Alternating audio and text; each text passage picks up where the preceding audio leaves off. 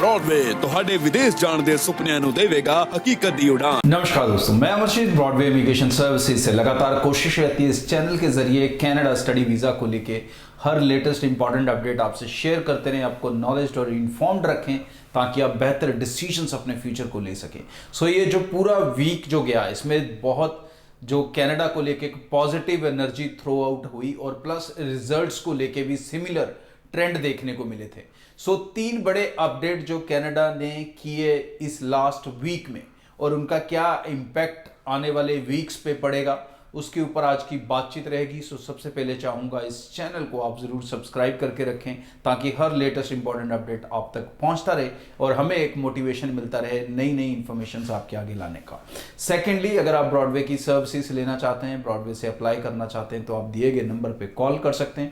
Broadway के अलग अलग शहरों में ऑफिस हैं, आप विजिट कर सकते हैं, मिल सकते हैं अपने प्रोफाइल्स को लेके और अपने क्वेश्चन और डाउट्स उनसे क्लियर कर सकते हैं। सेकेंडली, अगर आपके कोई डाउट्स मेरे साथ क्लियर करने वाले हैं तो आप मुझे इंस्टाग्राम पे फॉलो करके मैसेज कर सकते हैं। अगर आप कहीं दूर से हैं और ब्रॉडवे की सर्विसेज लेना चाहते हैं तो आप हमारी वेबसाइट broadwayvisa.com पे जाके अप्लाई नाउ ऑनलाइन फॉर्म पे के जरिए प्रोसेस कर सकते हैं अपनी एप्लीकेशंस को। सो 3 बड़े अपडेट जो उन्होंने किए, सबसे पहला शॉन फ्रेजर जो कि इमिग्रेशन मिनिस्टर हैं, जो आईआरसीसी को डायरेक्टली सुपरवाइज भी करते एक तरह से, तो उन्होंने अपडेट किया था। उन्होंने एक वीडियो रिलीज़ किया जिसमें उन्होंने बहुत क्लियरली काफ़ी कुछ बताया। इट वाज तकरीबन 30 मिनट्स से ज़्यादा वो लंबा सेशन था और उसके अंदर उन्होंने बहुत क्लियरली बताया कि वीज़ा ऑफिसर्स की जो टीम है या वीज़ा ऑफिस जो स्टाफ है अब उसे बढ़ा दिया गया। कितना? 500 न्यू टीम ऐड की गई, उसमें 500 नए लोगों को ऐड किया गया क्योंकि कनाडा का जो अपने बैकलॉग है फाइलिंग का, जब पहले एक स्टेटमेंट आई थी आज से 3 महीने पहले तो उसमें 17 लाख बताया गया था, 1.7 मिलियन। अब वो बढ़कर 1.8 मिलियन हो चुका है। मतलब बहुत सारे रिजल्ट्स निकले भी, बट कोविड खत्म होने से या कह लें कि बहुत ज़्यादा कम होने से, उसकी रिस्ट्रिक्शंस कम होने से बहुत सारी एप्लीकेशंस लगनी शुरू हो चुकी हैं in different categories of visa. तो वो जो बैकलॉग है वो दोबारा 18 लाख तक चला गया। इसको देखते हुए गवर्नमेंट ने वहाँ पर तकरीबन 500 new office team, visa office team लगाई ताकि आप लोगों के प्रोसेस जो हैं वो फास्ट हो सकें और रिजल्ट्स जो हैं वो आने वाले दिनों में और भी स्पीड से निकले। इसके अलावा उन्होंने एक सॉफ्टवेयर बताया था कि नया लगाया जिसके ऊपर अभी 20% उन्होंने अपना वर्कलोड डाला था, जिसके कारण जो वीज़ा स्पीड थी, जो प्रोसेसिंग स्पीड थी वो 87% बढ़ी। मतलब तकरीबन दुगनी होगी उनकी स्पीड काम करने की।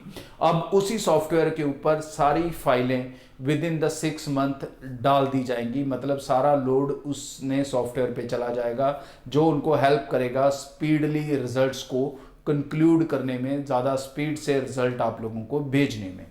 थर्डली, एक और उन्होंने ट्वीट किया जिसकी ज़रूरत नहीं थी बट यस, क्योंकि पिछले कुछ दिनों से पीटी के रिजल्ट दिखने शुरू हुए थे और उसी को देखते हुए एक ट्वीट जो आया था परसों, उसमें उन्होंने बताया कि जो एसडीएस कैटेगरी है उसके अंदर आइल्स को एक्सेप्ट किया जाता है और दोनों तरह का आइल्स एक्सेप्ट किया जाता है, एकेडमिक भी और जनरल भी।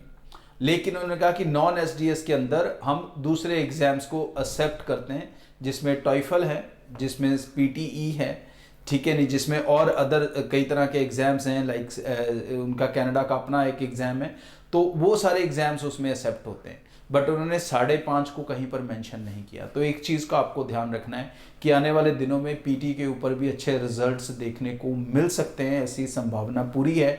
टॉइफल के साथ भी आप अपने वीज़ास ले सकते हो, but you need to make sure कि आपका जो इंग्लिश का स्कोर है, जो आइल्स का स्कोर है, जो पीटी का स्कोर होगा, जो टॉइफल का स्कोर होगा, that should be equivalent to 6 in each module. उससे कम ना हो, नहीं तो वो चीज़ आपके फेवर में नहीं जाएगी।